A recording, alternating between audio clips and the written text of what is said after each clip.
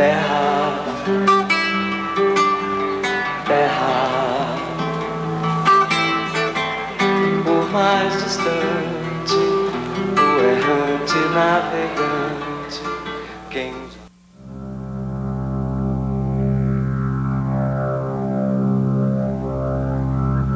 Frutos estranhos nascem num mundo misterioso. Os fungos são uma prova da vida após a morte. Cada fungo é uma forma de vida que se corrompe e apodrece, um processo sobre o qual normalmente evitamos falar. Às vezes, convenientemente invisível, ocasionalmente produzindo um odor desagradável, os fungos são, muitas vezes, belos. Sem dúvida são necessários, embora séculos de lendas e suspeitas nos tenham mantido afastados dessas estranhas flores. A maioria de nós as consome, pelo menos uma espécie. A maioria de nós já encontrou alguma espécie mais repelente junto com as madeiras. Existem ainda aquelas que penetram literalmente na sua pele. Os fungos, e eles incluem desde os cogumelos venenosos ao bolor do pão, não pertencem ao reino animal, mas também não são plantas. Eles são cidadãos de outro reino. Conhecer esse terceiro reino, ampliando as suas dimensões ou procurando reduzir para alguns segundos, alguns dias de sua existência, é como espreitar um exército de organismos dedicados à decomposição, e sem os quais a vida, pelo menos a vida que conhecemos neste planeta, seria impossível.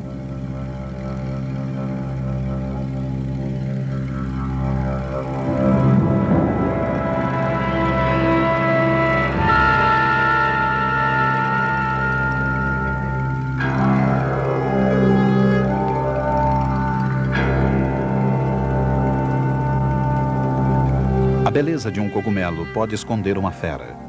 Uma desconfiança dessas excrescências terrestres se perpetuou através dos séculos.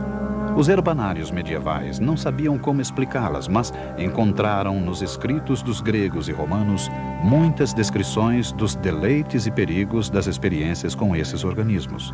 Comer ou não comer, esta era a questão.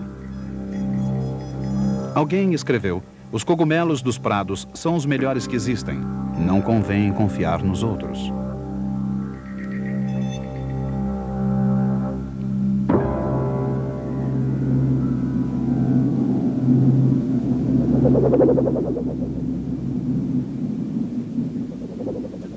Para a mentalidade medieval supersticiosa, o fenômeno dos fungos parecia sobrenatural. Uma espécie de cogumelo venenoso foi prontamente identificada como um símbolo oculto de um mundo místico e conhecida como cuspe do diabo, joanetes do diabo, queijo de sapo e manteiga de bruxa. Em torno do chamado agárico da mosca, surgiram centenas de contos de morte e êxtase, de embriaguez ritual e frenesi convulsivo. Para uma imaginação fértil, uma estrutura assim tão elegante deve estar possuída de poderes mágicos, uma magia que pode ser observada em todos esses frutos venenosos no seu aparecimento súbito e inexplicável.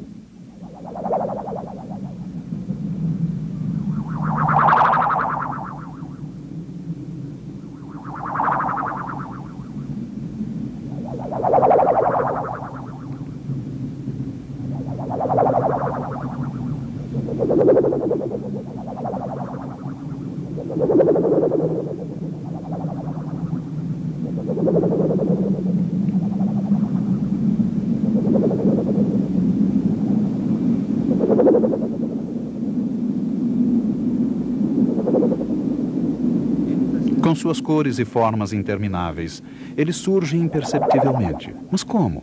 E de onde? Eles são o efeito, mas qual seria a sua causa? Durante séculos, a resposta mais simples era que constituíam obra do diabo.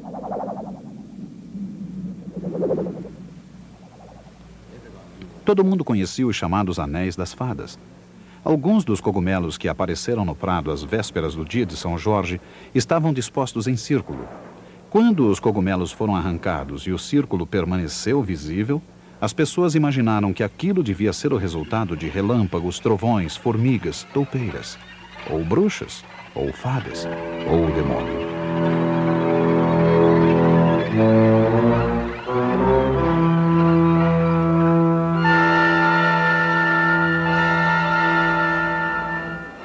jamais poderia ter imaginado que debaixo daquele círculo algum organismo invisível podia estar estimulando o crescimento da grama.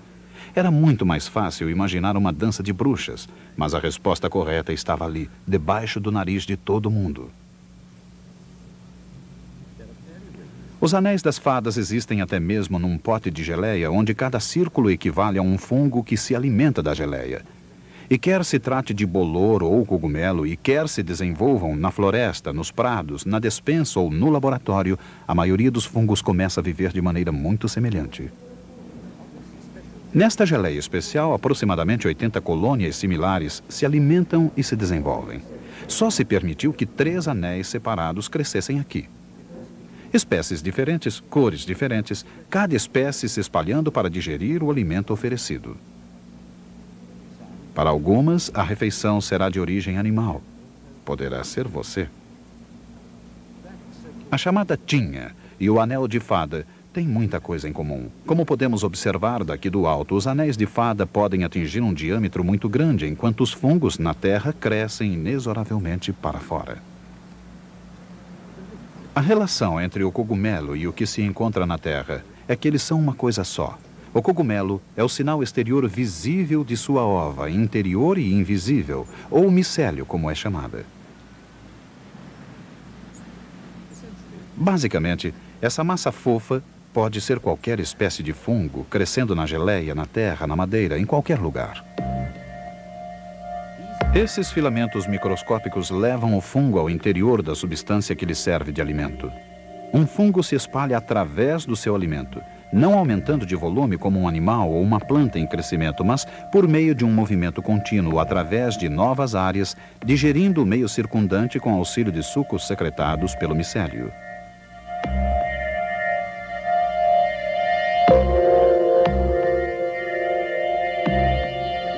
Através desses filamentos passa o seu protoplasma, absorvendo os nutrientes produzidos pelo processo de decomposição que ele mesmo provoca. Quando um micélio encontra outro da mesma espécie, eles podem se unir. Às vezes, esse casamento resulta da produção de dispositivos especiais para uma espécie de hibernação ou para afastar o fungo dos pais.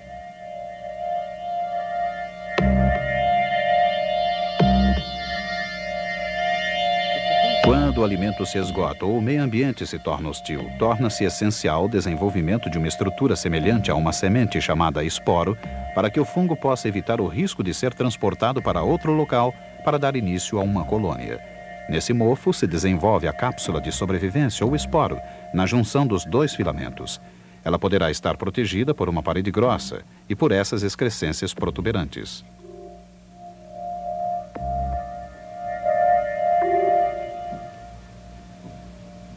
Esses esporos não irão se movimentar. Sua estratégia é permanecer em inatividade, hibernar até que surjam as condições propícias ao crescimento. Outra estratégia é escapar pelo ar.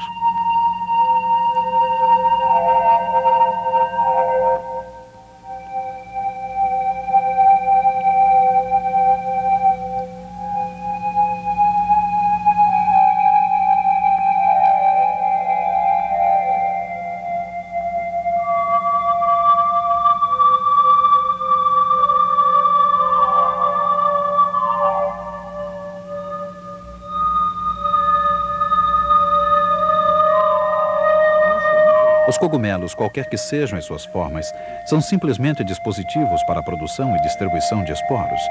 Tendo origem na fusão dos micélios, os cogumelos transportam os esporos em desenvolvimento e das áreas retorcidas das suas chamadas lamelas, os liberam numa tempestade de proporções inacreditáveis.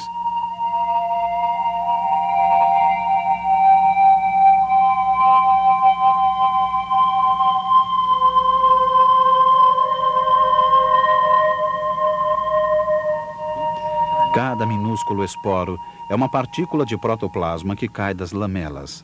A face de cada lamela é recoberta por esporos embrionários.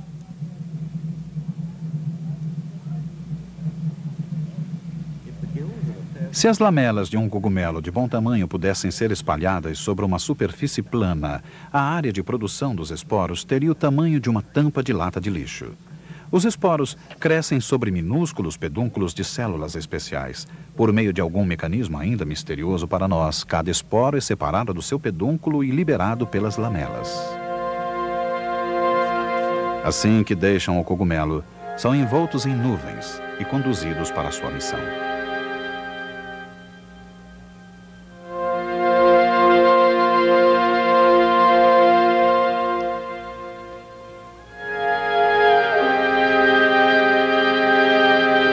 Invisíveis, flutuam talvez em jornadas épicas pela atmosfera superior para caírem logo depois sobre a Terra.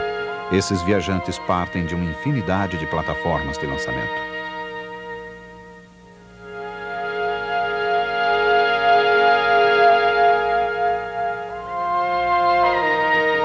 Caem aos milhões dos galhos e crostas do tecido em decomposição da floresta. Cápsulas do tempo de formas tão diversas quanto os fungos que as produziram. Sua missão? Colonizar, espalhar os males que cada uma possa representar e garantir que o maravilhoso espetáculo da vida em nosso planeta se dissolva sem deixar ruínas.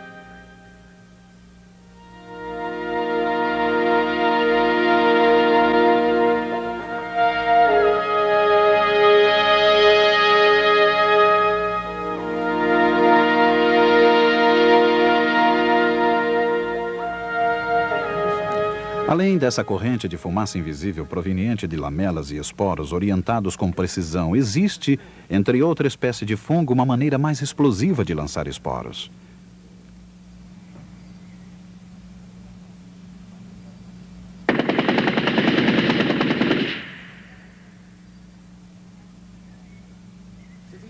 Repousando no ar parado próximo ao chão, esses fungos, que se assemelham a discos ou taças, devem disparar seus esporos para cima para que sejam colhidos pelo ar.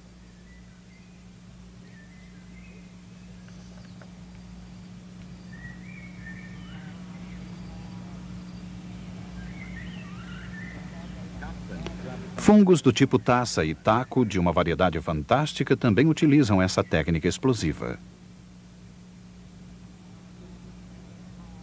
Assim, todas as estranhas excrescências que se proliferam às vezes da noite para o dia são dispositivos destinados a fazer cair esporos no mundo. Milhões acabam morrendo, mas alguns conseguem encontrar um lugar onde possam germinar e crescer.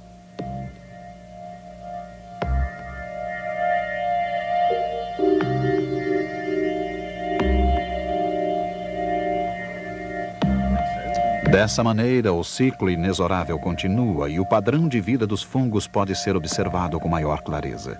A nova colônia se alimenta e se espalha. Quando o alimento começa a ficar escasso, ela se prepara para liberar mais uma vez os seus esporos. Este fungo possui cabeças microscópicas cheias de esporos, mas existem alguns fungos com desenhos e mecanismos capazes de nos deixar maravilhados.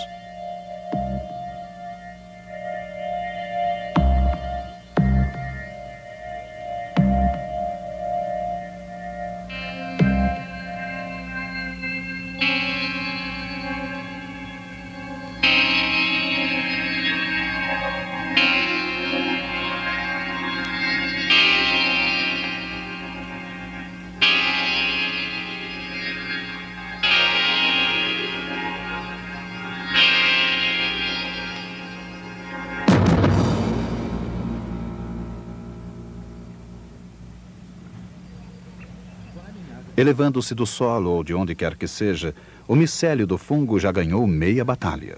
Os esporos do estrela terrestre estão só esperando um empurrão, quem sabe de um galho que cai ao chão. Sozinho ele não pode fazer mais nada.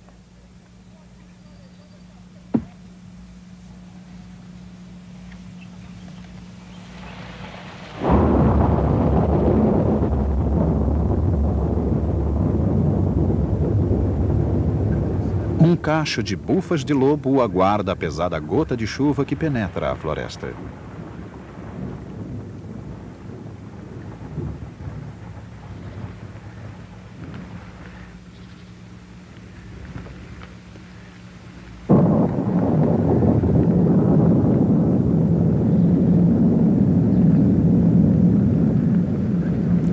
As gotas de chuva também são vitais para o fungo conhecido como fungo do ninho de pássaro. É difícil acreditar que essas taças sejam uma forma de fungo. Os ovos no ninho são, na verdade, feixes de esporos que aguardam a súbita enxurrada de uma gota de chuva para saírem do ninho. Quase.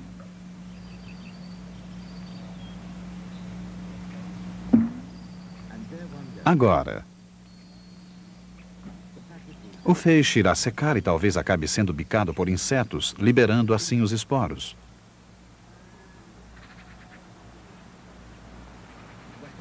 O campeão peso pesado do terceiro reino é o bufa de lobo gigante. Se cada um dos bilhões de esporos dessa bola de futebol fossem colocados lado a lado, eles dariam pelo menos 4 ou 5 vezes a volta em torno da Terra. E se cada um se transformasse num gigantesco bufa de lobo, o seu peso total seria 800 vezes maior do que o peso do nosso planeta.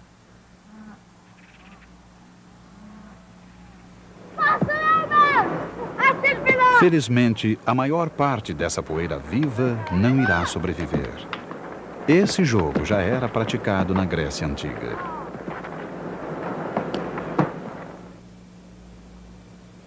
Outro jogo olímpico eram os tiros. Mas esses mísseis não são de chumbo, e eles são apenas do tamanho de uma semente de mostarda. Mas são atirados violentamente do seu leito fúngico.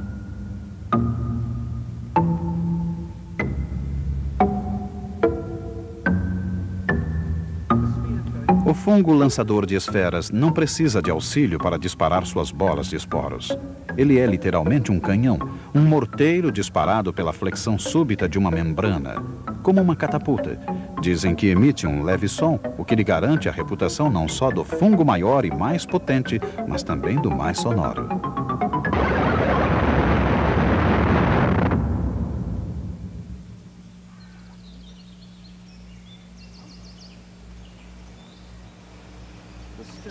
A erupção secreta desse cogumelo contrasta com a violência dos lançadores de esferas.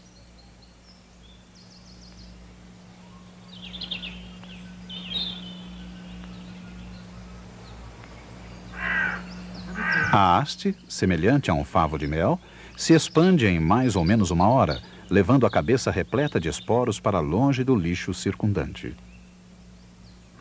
Neste caso, no entanto, o objetivo não é deixar os esporos se refrescarem. A técnica desse cogumelo é como a técnica de uma flor. Ele conta com o auxílio dos insetos para dispersar os seus esporos.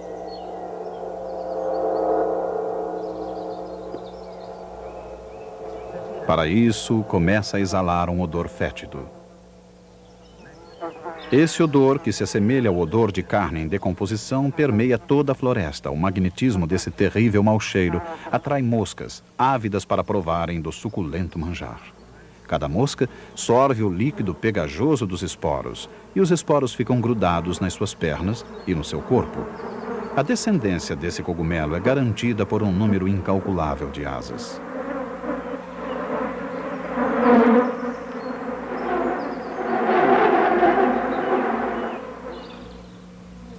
Esse cogumelo é uma espécie de guloseima para as moscas. Podem muito bem viver sem ele, mas alguns insetos dependem inteiramente de fungos. O besouro ambrósia é um deles. Esse besouro vive na madeira em decomposição. É um eficiente perfurador e consegue penetrar muito fundo no tronco morto.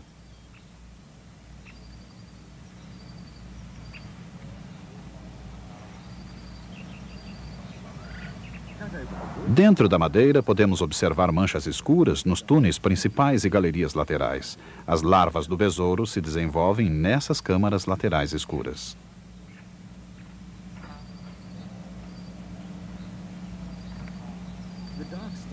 A mancha escura é provocada pelo crescimento de um fungo nas paredes dos túneis, um fungo trazido para os túneis pelo besouro.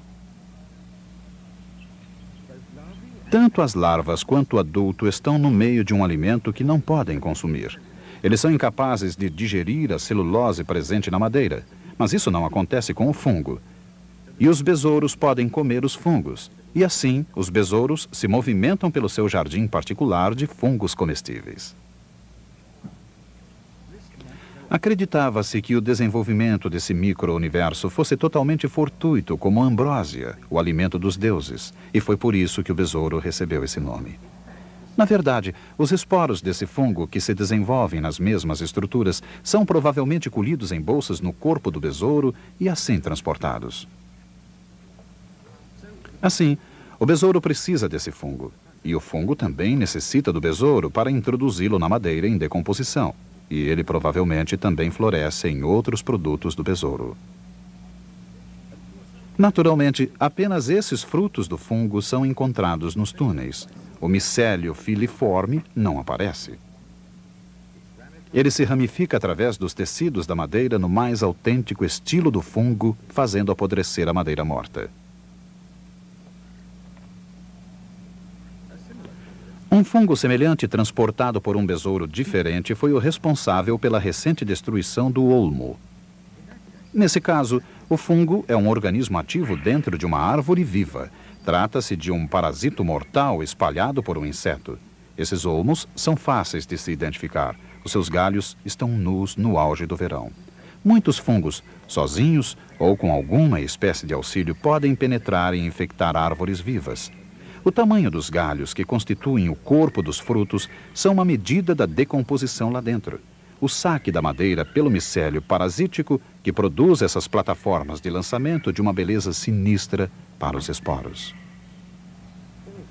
Todos os fungos necessitam de alimentos prontos. Eles são incapazes de produzi-los como as plantas. Esses parasitos retiram seu alimento da própria folha que os produz e são capazes de matar a mão que os alimenta. Mas existem alguns fungos bons para as árvores. O micélio de muitos cogumelos ajuda no processo de decomposição das folhas mortas, transformando-as num resíduo que serve de alimento às raízes das árvores. Existem ainda outros, como esses cuja íntima associação com uma árvore é, surpreendentemente, essencial à saúde de ambos. Mas, assim como o diabo leva à fama de muita coisa, são os parasitos que atraem mais a atenção, não só pela sua exuberância numa árvore viva, mas também quando começam a acelerar o seu processo de decomposição. Longe dessa batalha violenta, o chão da floresta está coberto de poeira. Os sinais da decadência estão por toda parte. Parece não haver limites para a diversidade e oportunismo dessa tribo. Às vezes eles se devoram uns aos outros. Cogumelos surgem de dentro de cogumelos.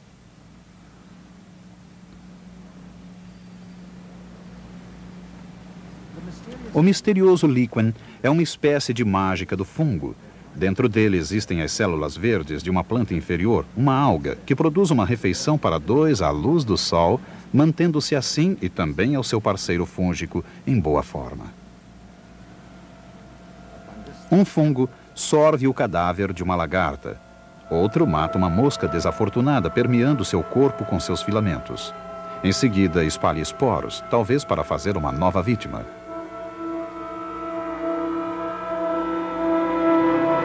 O fungo pode digerir até mesmo a quitinina que reveste o esqueleto de um inseto. Terra, terra, por mais distante, o errante navegante, quem...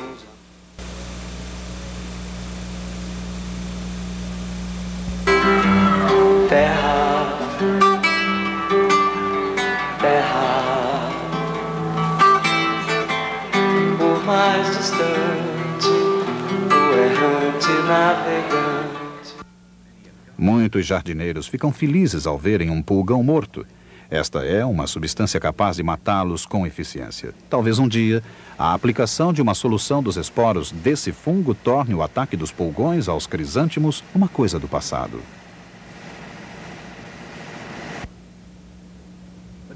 Mas enquanto nos congratulamos por esse sucesso, nas nossas costas e sob o nosso assoalho, o terrível caruncho destrói a nossa casa. Um invasor silencioso que toma conta da nossa morada e infesta de forma malévola os nossos cômodos com seus esporos.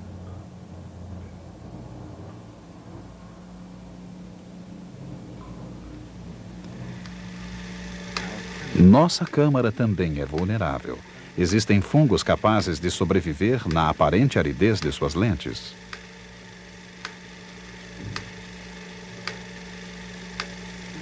Os arranhões provocados por esse fungo tenaz são o pesadelo do fotógrafo. Até mesmo os filmes são vulneráveis.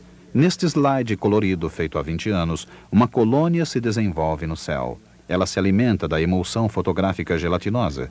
Esses filamentos poderão um dia consumir até mesmo o material deste filme que você está assistindo.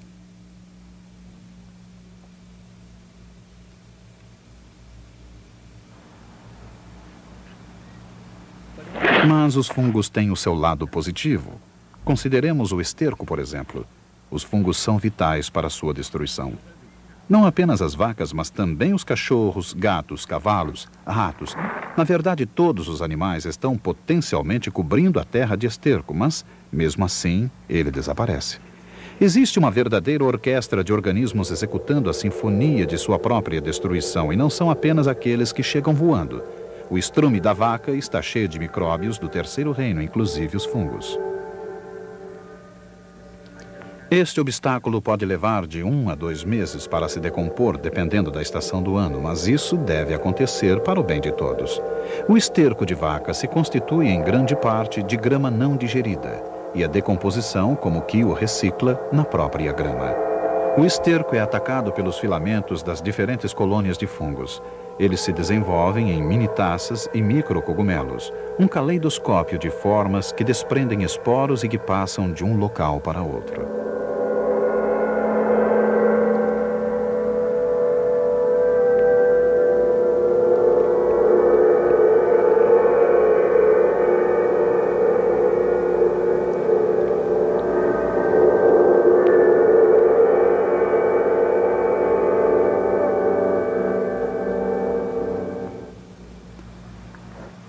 No esterco da vaca existem fungos que devem voltar à vaca, mas, compreensivelmente, as criaturas sentem-se inclinadas a evitar o seu próprio produto de odor acentuado.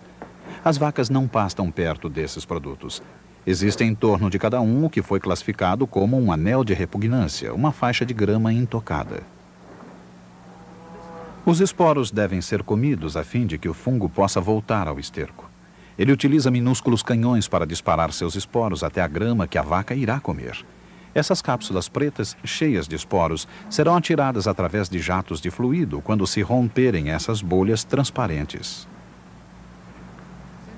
Sensíveis à luz, eles se inclinam para disparar as cápsulas através das plantas vizinhas. Acelerando o ritmo, cada canhão se desenvolve e dispara assim.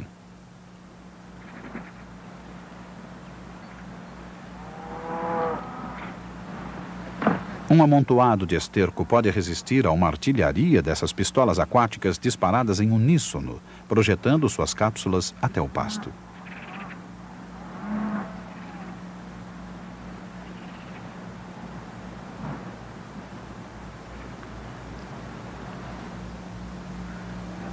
Um esporo atira os minúsculos mísseis que aterrissam e permanecem junto a uma folha suculenta e ali esperam.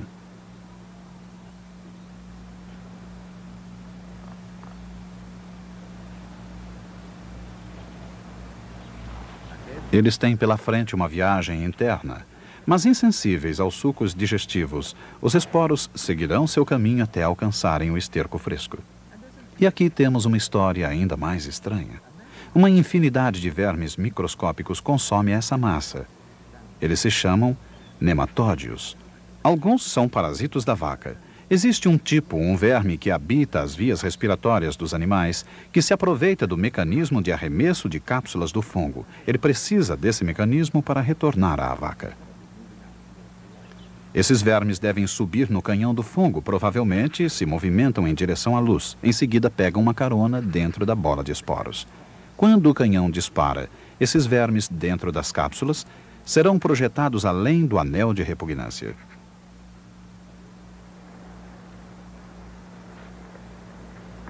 Eles completarão seu ciclo de vida dentro da vaca. Dessa forma, um minúsculo verme explora um fungo, mas existem fungos capazes de capturar esses vermes. Uma armadilha à espera de uma vítima. Os filamentos desse fungo no chão estão cheios dessas armadilhas. O fungo provavelmente as desenvolve quando há vermes por perto. Cada armadilha consiste de apenas 3 células que sofrem uma mudança notável quando entram em contato com o verme.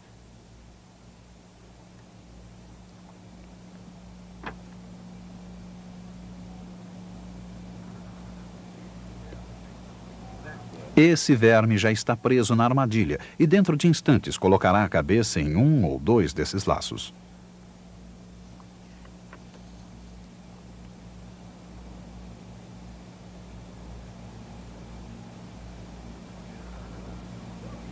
Uma vez capturado, não há como escapar. As células infladas comprimirão o corpo num abraço mortal. A armadilha pode não disparar imediatamente.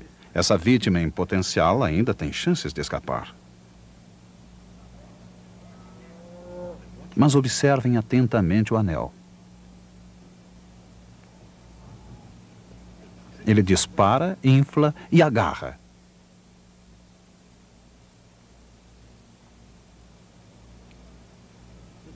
O fungo agora irá crescer no animal, espalhando o seu micélio para se alimentar em todo o corpo. Nesta mistura de composto e terra, a capacidade de interceptar uma refeição que ia passando talvez coloque este organismo na frente de outros que simplesmente esperam que um cadáver apareça no seu caminho. De maneira semelhante, os fungos podem dar um passo adiante de nós. Os míldios que atacam as nossas rosas e os pulgões que destroem as nossas estufas se desenvolvem no meio generoso que lhes é proporcionado. Qualquer fungo que goste de plantas pode fazer colheita muito mais rapidamente do que podemos fazer a nossa. A ferrugem, que pode atacar o que plantamos, é um lembrete constante de que esse terceiro reino se alimenta de nós. Míldios passeiam por sobre folhas murchas. Mas a chamada ferrugem atinge profundamente os nossos gramados, retirando todo o seu vigor. Em certo momento, aparece nas superfícies das folhas, liberando através de pústulas seu pó infeccioso.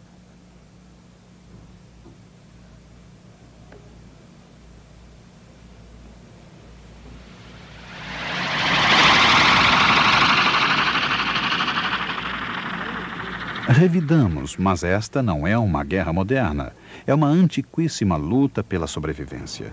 Nossas colheitas de cereais armazenadas podem ser atacadas por um tipo de fungo e tornarem-se descoloridas, até mesmo venenosas.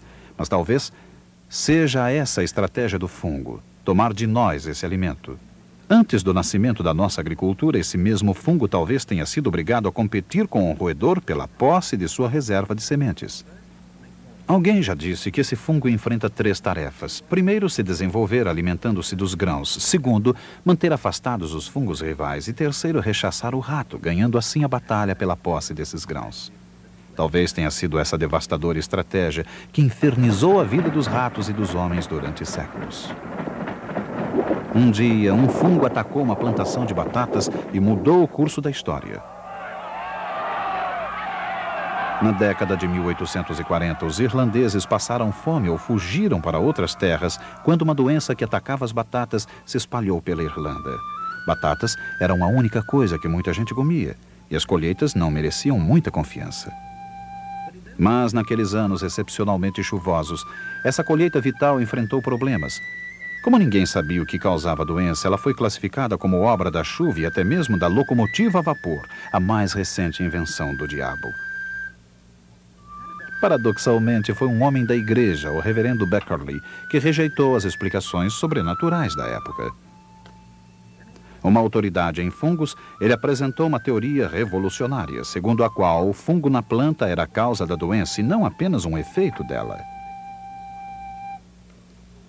Mais de um século depois, nosso conhecimento de como essa doença passa de uma folha para outra tem se tornado mais completo. Minúsculos feixes de esporos se abrem na água, na superfície de uma folha. Os feixes chegaram com a brisa, mas foi a chuva que permitiu a sua separação. Não esqueçam que na década de 1840, chuva era o que não faltava. A água era essencial para que os minúsculos esporos pudessem nadar. Dentro de pouco tempo, eles haviam se unido, formando uma bola. Agora eles germinaram e seus fios infectam os tecidos da planta. Um capítulo triste da história da Irlanda, mas que resultou na existência de um guarda irlandês em toda esquina de Nova York. Uma doença também atacou a marinha. As florestas eram derrubadas para que se construísse essas paredes de madeira. Os cogumelos acompanharam suas casas de madeira até o oceano e muitas vezes as destruíram até o fim. As bolhas de um fungo que se alimenta de óleo diesel podem entupir filtros e bloquear canos.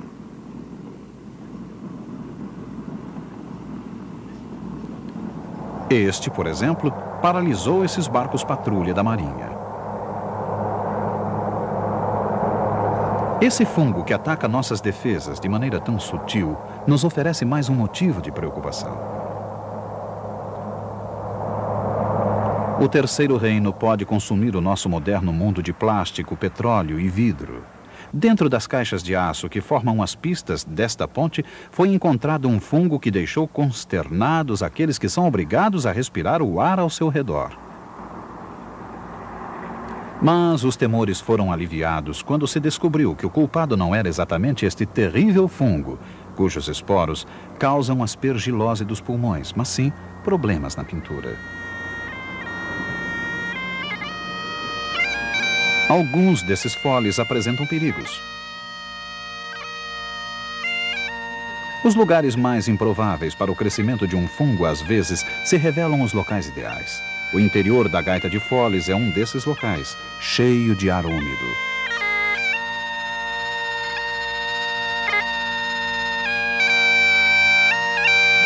Além disso, ela é normalmente impermeabilizada ao ar graças a um revestimento com líquido viscoso produzido pela saliva. Nesse ambiente, vive este organismo. Também ele pode infectar os pulmões e derrubar um tocador de gaita de foles.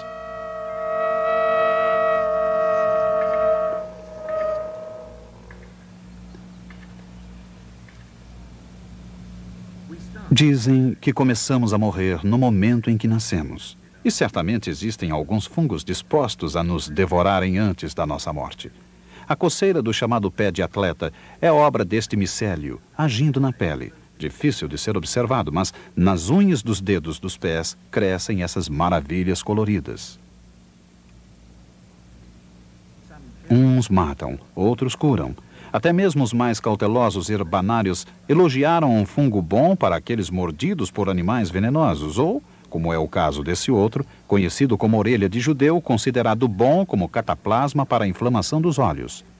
Foi na sala de Alexander Fleming que a mais famosa panaceia deu sinais de existência.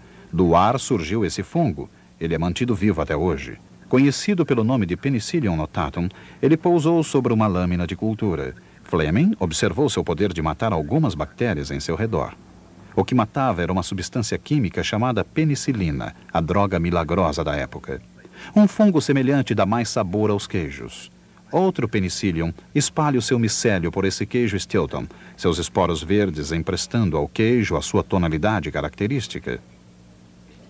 Sua decomposição produz esse sabor que tanto apreciamos, talvez degustado com o suco de uvas ou vinho. Também, às vezes, portador de um sabor especial produzido pelos fungos que atacam a pele das uvas. E também é um fungo que transporta o fermento, a levedura. Um fungo estranho, uma única célula que se divide indefinidamente e se transforma numa massa de células. Ele se alimenta enquanto se desenvolve no suco, produzindo dióxido de carbono e álcool. Há quem afirme que a produção de álcool é a tentativa da levedura de se defender e ao seu alimento, uma estratégia que, neste caso, fracassou. Colocamos a levedura para trabalhar. A antiga arte da fabricação de cerveja utiliza o fungo, embora, de certa forma, se trate de uma sociedade, pois a levedura é muito bem alimentada para cumprir a sua missão. A cerveja não é essencial à sobrevivência, embora existam aqueles que acreditam no contrário. Os fungos também são utilizados para completar ou decorar um prato. Comer ou não comer, essa era a velha questão. Certamente, esse cogumelo que brota na primavera agrada tanto ao nosso paladar quanto ao de outros.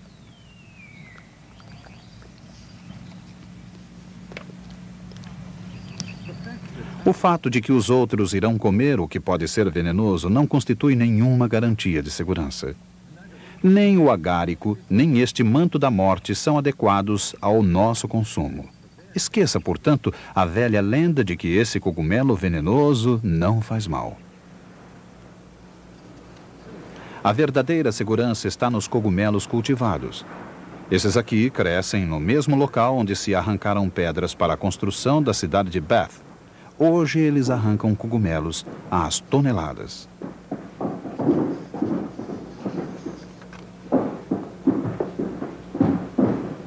Cogumelos comestíveis são cultivados em cavernas, abrigos e túneis de estrada de ferro, um tributo ao nosso gosto conservador em matéria de fungos. Ou será aquela velha preocupação? Estão sendo feitas tentativas para se introduzir um novo tipo. O cogumelo ostra tem um aspecto um pouco diferente na frigideira, mas pode ser consumido sem medo. E com o tempo, talvez acabemos gostando dele.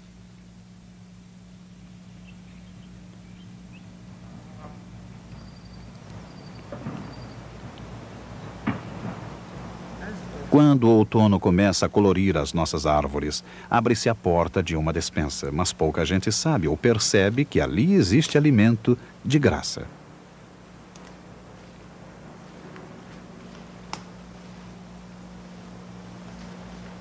Para alguns que sabem disso, o interesse pode ser apenas profissional.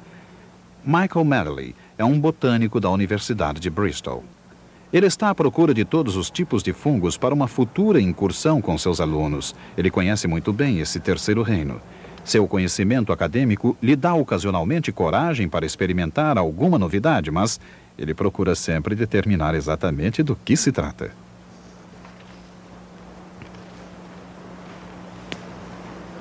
Mas existem outros que procuram apenas os alimentos fora do comum.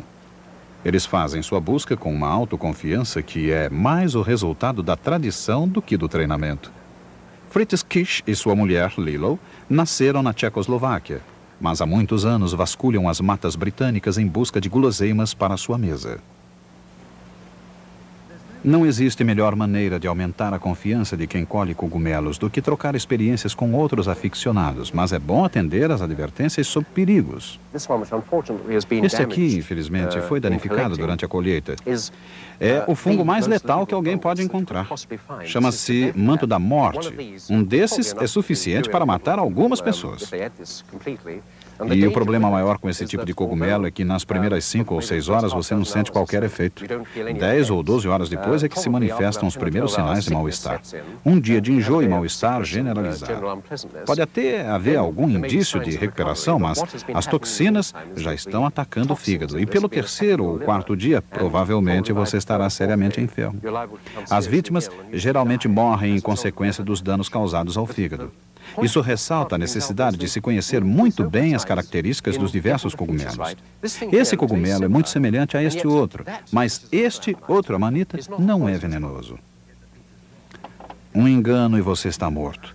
Um temor que faz com que a maioria de nós consuma apenas os cogumelos dos supermercados. Mas como Fritz aprendeu a fazer essa distinção? Cresci no meio deles. Quando eu era menino na Tchecoslováquia, meu pai, que era médico, costumava me levar para longas caminhadas pela floresta e me mostrava o que ele achava que se podia comer. Não aprendi a consumir uma grande variedade de cogumelos na minha infância, pois, como meu pai era médico e tinha passado por uma experiência pessoal de envenenamento, ele era muito cauteloso. E jamais me deixava experimentar alguma coisa nova se não tivesse certeza absoluta de que não me faria mal.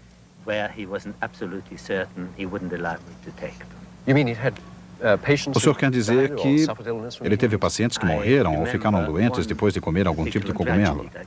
Bom, eu lembro-me muito bem de um caso ocorrido numa cidade pequena. Toda uma família de 5 pessoas, pacientes do meu pai, morreu envenenada por cogumelos. O único sobrevivente foi a pobre avó, que não se alimentara naquele dia.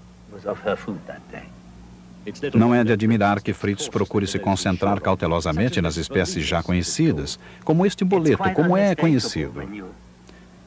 São quase inconfundíveis quando você está acostumado a colhê-los. Eu não o conhecia como boletos badios, só depois fiquei sabendo seu nome.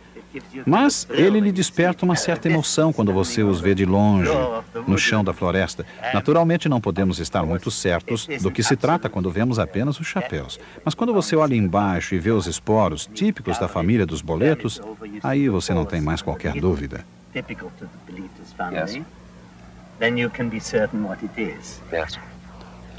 Aqui nesta cesta, com uma grande variedade de cogumelos, existem outros comestíveis. Será que você experimentou esses, Lilo? Este aqui é um bife, eu já experimentei. Já experimentou este? Não, eu acho que não. Bom, por razões óbvias, veja, quando é aberto, se você cortar aqui, veja só isso, parece uma fatia de bife cru. Deus me livre, eu nunca tinha visto uma coisa dessas, diz Lilo. Parece muito com carne, mas o gosto é surpreendente. É levemente ácido, parece maçã frita. Eu não diria que me deixa entusiasmado, mas é comestível. Nunca provou disso?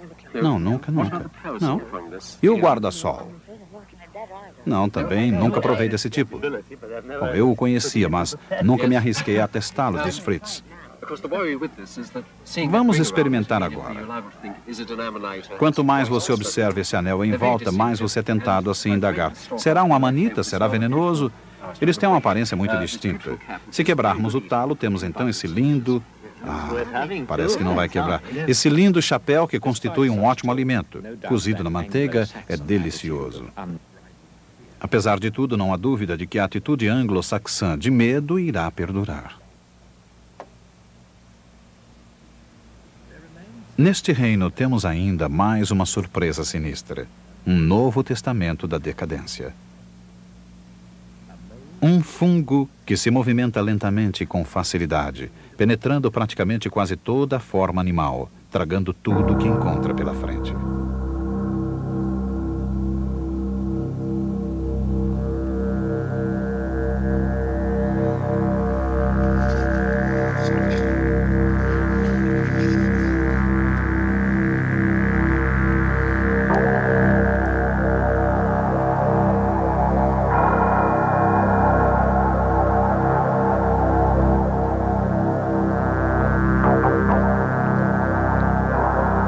Sem raízes, sem talo, sem folhas ou flores, sem pernas, sem cabeça, sem olhos e sem boca.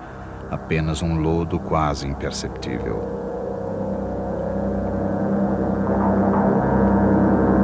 Um fungo lodoso, digerindo o mundo segundo o seu próprio ritmo.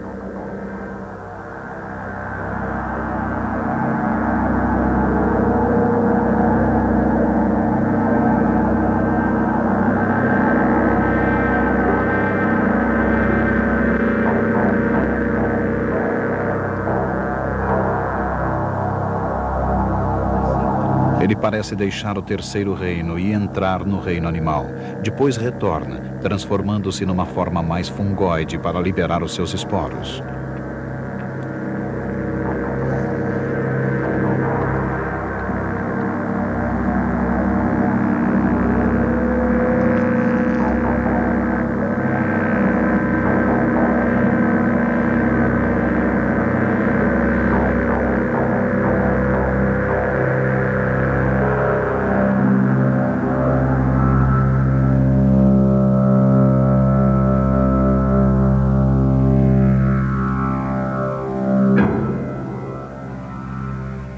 Hoje, já não se acredita que os fungos sejam formados da lama e dos sucos acres da terra úmida, embora eles conservem esse ar medieval de mistério. Eles alcançam tudo o que conhecemos e são um lembrete da nossa própria e inevitável decadência. Eles são a morte que se segue à vida.